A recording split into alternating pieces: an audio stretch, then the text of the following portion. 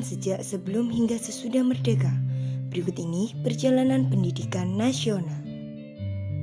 Pendidikan sebelum kemerdekaan dibagi menjadi 5 masa. Masa Hindu-Buddha, masa Islam, dan masa kolonial. Pendidikan pada masa Hindu-Buddha dikelola oleh kaum Brahmana dan bersifat non-formal dengan mendatangkan guru ke istana. Pada masa prakolonial, pendidikan agama Islam berbentuk pendidikan di pesantren, pendidikan di musola atau langgar, serta pendidikan madrasah. Pada masa ini, mendirikan sekolah bertujuan untuk menyebarkan agama Nasrani. Pembelajaran yang diberikan diantaranya agama, menulis, membaca, dan berhitung. Sesudah kemerdekaan, pendidikan di Indonesia juga dibagi menjadi 5 masa. Masa kemerdekaan, Orde Lama, Orde Baru, Reformasi, dan masa kini.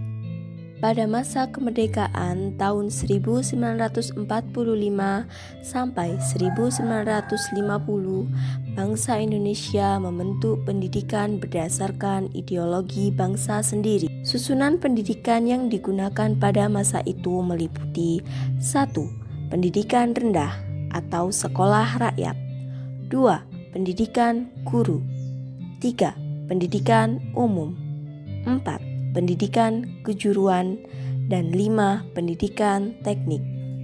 Adapun tujuan pendidikan nasional yaitu menciptakan warga negara yang sosial, demokratis, cakap, dan bertanggung jawab demi terciptanya tata kehidupan dan pembangunan. Pada masa ini ditegaskan bahwasanya Pancasila dengan Manipol sebagai pelengkap asas pendidikan nasional. Kita beralih ke masa Orde Baru.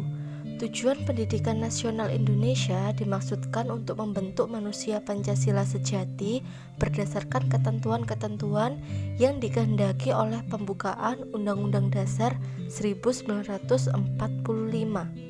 Kurikulum yang hadir di masa Orde Baru ialah kurikulum 1968, kurikulum 1975, kurikulum 1984, dan kurikulum 1994.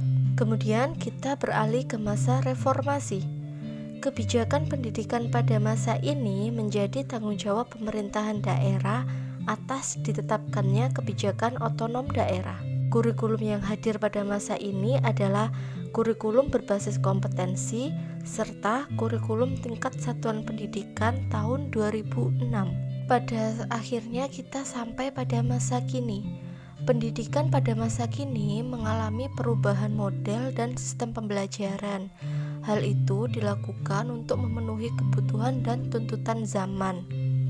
Pada tahun 2013 dikembangkannya kurikulum 2013. Dan semakin banyak perkembangan hingga sampai saat ini kita menggunakan kurikulum merdeka.